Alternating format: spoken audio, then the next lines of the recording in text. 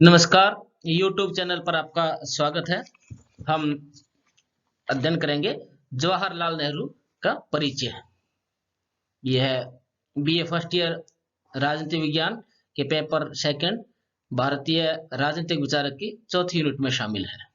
मैं doctor Mohanlal Goswami, assistant professor of political science, government girls college Hanumangarh.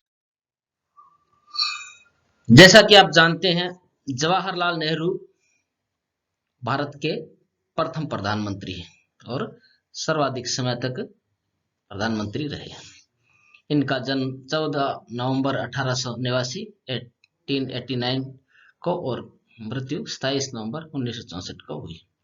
इनका जन्म जो था वो इलाहाबाद, प्रयाग उसका नया नाम है। ये 14 नवंबर जो है उसको बाल दिवस के रूप में भी मनाया जाता है। इनके पिता का नाम मोतीलाल नेहरू उसमें प्रसिद्ध वकील थे और माँ स्वरूप रानी। इनकी प्रारंभिक शिक्षा जो है घर पर ही हुई और इनके शिक्षक जो थे टी ब्रूक्स थे। ये 16 वर्ष तक की शिक्षा के पश्चात 1905 से 1912 तक इंग्लैंड में रहे, यानी ब्रिटेन में रहे। वहां पर उन्होंने शिक्षा प्राप्त की। उन्होंने कैम्ब्रिज से ऑनर्स की डिग्री ली इसमें, नेचुरल साइंस में, और 1910 में ये डिग्री मिली उनको। और फिर उन्होंने ट्रिनिटी कॉलेज से ये जो डिग्री मिली थी ग्रेजुएट ऑनर्स की, ये ट्रिनिटी कॉलेज कैम्ब्रिज के, और 1912 में उन्होंने इनर टेम्पल कॉलेज से बैरिस्टर की उपाधि ली, यानी लॉ की उपाधि ली। वहां पर भी ये सिडनी वेव और बैटरीज वेव का प्रभाव पड़ा।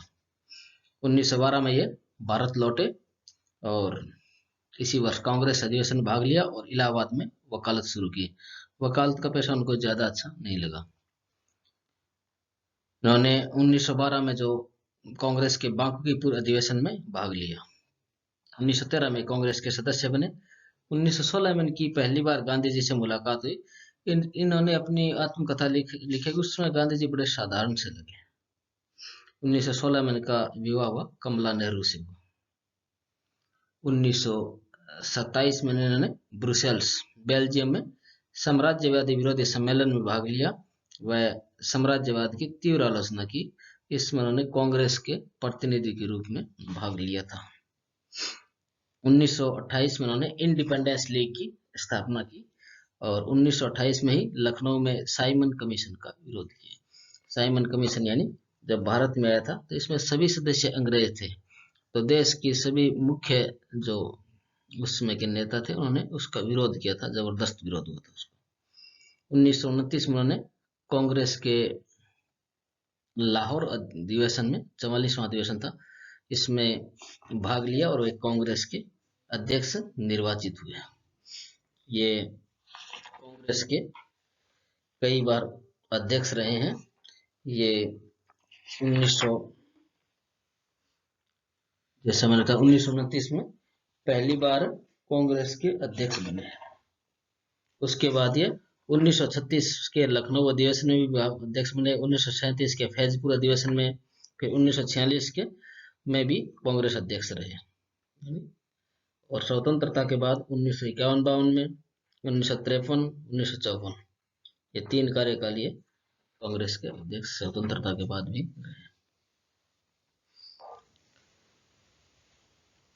रहे। नेहरू जी ने सविनय अवज्ञा आंदोलन 1930 में भाग लिया और प्रथम बार ये जेल गए। कुल मिलाकर देखा जाए टुकड़ों 9 वर्ष तक ये जेल में रहे। सविनय अवज्ञा आंदोलन जो महात्मा गांधी के नेतृत्व में चलाया गया था, वो नमक सत्याग्रह था, नमक पर कर लगा दिया गया था, उसका उसमें विरोध किया जा रहा था। 1935 में उन्होंने जेल में आत्मकथा लिखी। 1939 या 1939 में उन्होंने चीन की यात्रा की। नेहरू जी के पिता की मृत्यु 1931 में हुई, मोतीलाल नेहरू की। 1936 में स्वरूप रानी की हो गई, पत्नी जो थी कमला नेहरू की हो गई, और 1938 में माता जो थी स्वरूप रानी का निधन हुआ। उन्होंने 1942 का भारत छोड़ो आंदोलन में भाग लिया। इसमें महात्मा गांधी के नेतृत्व में और चलाया गया था। फिर ये 2 सितंबर 1940 को अंतरिम सरकार जो थी उसके अंदर शामिल हुआ था। उसमें पद का नाम उपाध्यक्ष था। ये स्वतंत्रता के बाद प्रथम प्रधानमंत्री बने और विदेश मंत्री का प्रभार भी इनके पास ही था। हालांकि बाद में अलग जब हुआ तो सरदार सरण सिंह काफी समय बाद बने। इनको जो शपथ दिलाई गई वो लॉर्ड माउंटबेटन ने दिलाई थी। ये कई बार कंपटीशन में पूछा था कि शपथ किनको दिलाई थी, क्योंकि उसमें राष्ट्रपति जो थे वो राजेंद्र प्रसाद थे। डॉक्टर राजेंद्र प्रसाद उसमें राष्ट्रपति थे, परंतु शपथ जो दिलाई थी तो लॉर्ड माउंटबेटन ने दिलाई थी। और इनके समय में राजेंद्र प्रसाद राष्ट्रपति रहे और डॉक्टर राधाकृष्ण भी राष्ट्रपति रहे। इनके साथ उप प्रधानमंत्री जो थे वो वल्लभ भाई पटेल थे। जब इनकी मृत्यु हो गई थी उसके बाद गुलजारी लाल नंदा कार्यवाहक प्रधानमंत्री बने थे। उनके समय में जनरल जो थे उसमें प्रथम प्रधानमंत्री बने थे राजा गोपालचारी थे। ये 26 जनवरी 1950 तक रहे। और ब्रिटेन में अगर सम्राट देखा जाए तो जॉर्ज 6 थे, छठे। ये 26 जनवरी 1950 तक रहा। उसके बाद भारत गणतंत्र बन गया था। तो भारत कॉमनवेल्थ का मेंबर जरूर रहा, परंतु वहां से संबंध फिर ब्रिटेन से उस रूप में नहीं रहा। 13 दिसंबर 1946 को जब संविधान सभा थी उसमें उन्होंने उद्देश्य प्रस्ताव रखा था। संविधान निर्माण में उन्होंने महत्वपूर्ण भूमिका निभाई। उन्होंने उद्देश्य प्रस्ताव रखा था जिसकी झलक हमें संविधान की प्रस्तावना या उद्देशिका में देखने को मिलती है। उन्होंने संविधान सभा को चलायमान राष्ट्र, नेशन ऑन मूव कहा। यह शब्द कई बार कंपटीशन में आता है। इनके ऊपर जो प्रभाव पड़ा वो इनके शिक्षक जो प्राथमिक शिक्षक ब्रुक्स थे, बर्ट्रैंड रसेल थे, काउंट स्पेंसर, आइंस्टीन, जे.एस. मिल, बर्नार्ड शॉ इत्यादि, और महात्मा गांधी का भी इनके ऊपर प्रभाव पड़ा।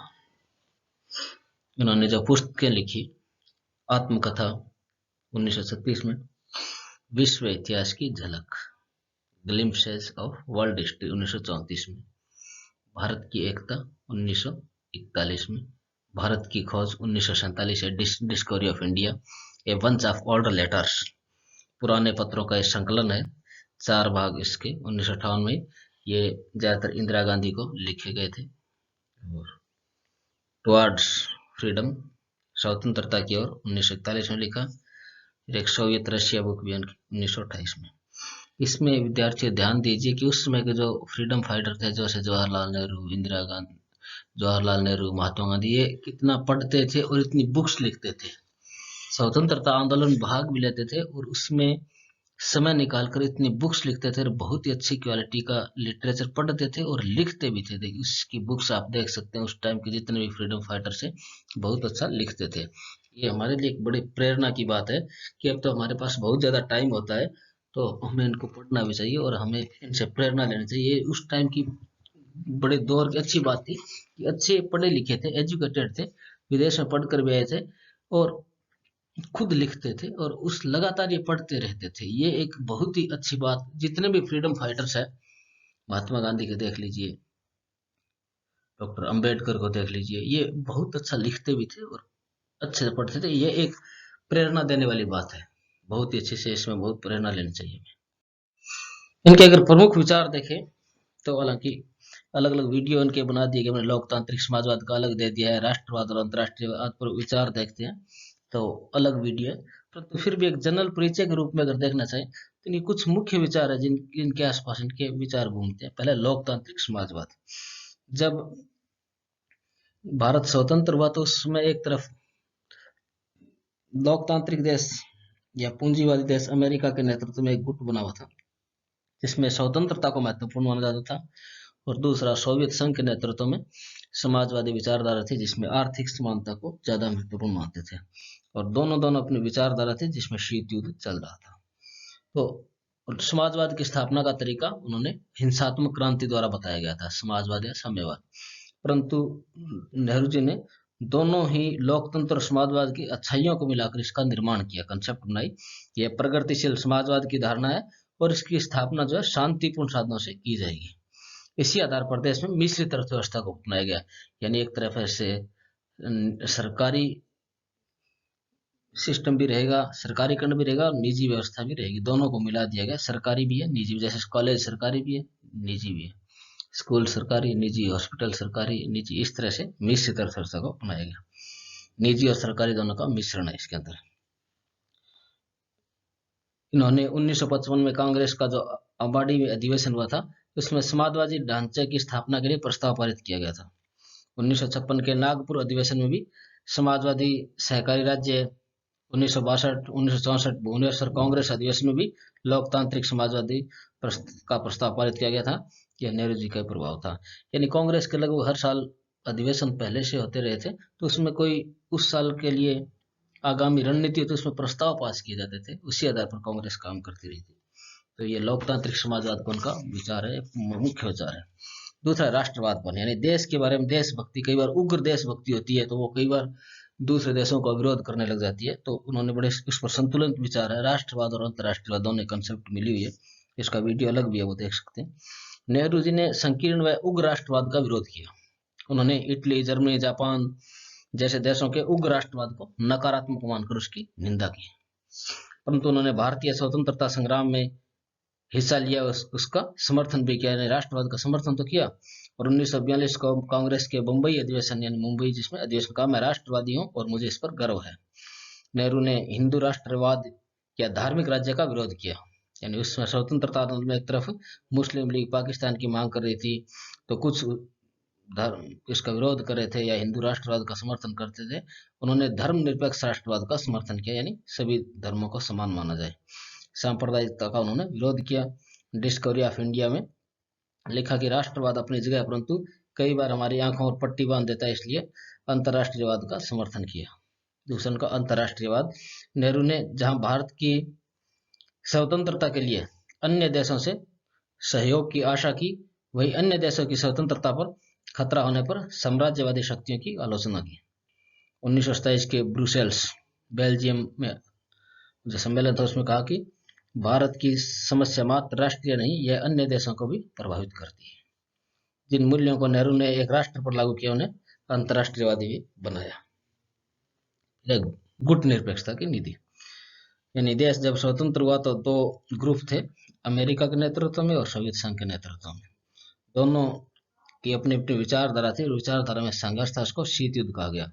तो नेहरू ने दोनों ही गुटों से अलग रहने की नीति अपनाई, जिसमें गुट निरपेक्ष कहा गया, और स्वतंत्र विदेश नीति संचालन की नीति अपनाई।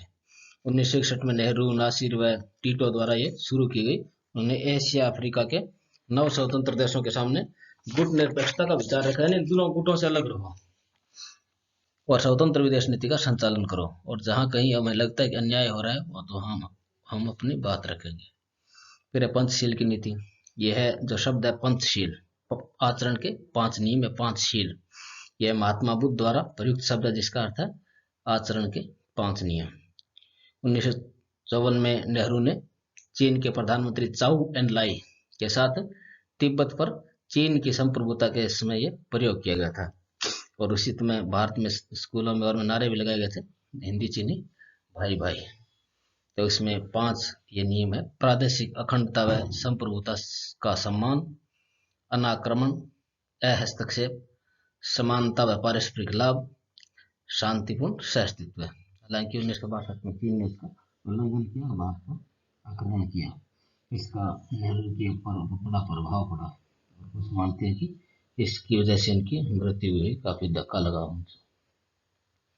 फिर लोकतंत्र, संसदीय व्यवस्था का उन्होंने समर्थन किया। भारत के लोकतंत्र यानी सभी जगह निर्वाचित होने चाहिए, राष्ट्रपति, प्रधानमंत्री सभी निर्वाचित होने चाहिए, डेमोक्रेसी होना चाहिए, और उसमें भी पार्लियामेंट का फॉर्म होना चाहिए। जैसे पार्लियामेंट का जो फॉर्म है, ये ब्रिटेन से पर्याप्त अनुभव प्राप्त कर चुके थे, इसलिए इसका उन्होंने समर्थन किया। फिर अन्य विचार देखें तो राजनीतिक, सामाजिक और आर्थिक समस्याओं के समाधान के लिए वैज्ञानिक दृष्टिकोण अपनाया, शांतिपूर्ण दृष्टिकोण अपनाया, कानूनी तरीका अपनाया गया, यानी कानूनी तरीके से समस्याओं का समाधान किया गया, न कि कोई हिंसात्मक क्रांति के द्वारा। उन्होंने मानववाद का समर्थन किया, यानी मनुष्य को मुख्य माना। भारत की खोज जो बुक है उनकी डिस्कवरी ऑफ इंडिया में लिखा कि टैगोर भारत के महानतम मानवतावादी थे। गांधी जी के उन्होंने सत्य और अहिंसा को पूरी तरह तो सहमत नहीं थे, परंतु उसके नीति के रूप में उनको अपनाया और काफी उन्होंने इसका प्रयोग भी किया। उनके नेतृत्व जो आंदोलन थे, सविनय हो गया, भारत छोड़ो आंदोलन, उसमें उन्होंने भाग भी लिया और लगातार उनसे संपर्क में रहे, जुड़े भी रहे। तो इस प्रकार हम देखते हैं कि उनका भारत के प्रधानमंत्री के रूप में उनका सबसे लंबा कार्यकाल रहा और भारत के निर्माण में आज भी इनका बहुत ही महत्वपूर्ण योगदान है। आज भारत अगर देखते हैं तो उसमें के स्वतंत्रता सेनानी जितने भी थे, उनकी सोच और चिंतन का प्रभाव बहुत ही परिलक्षित होता है। उम्मीद है आपको ये कंसेप्ट समझ में आई होगी। धन्यवाद।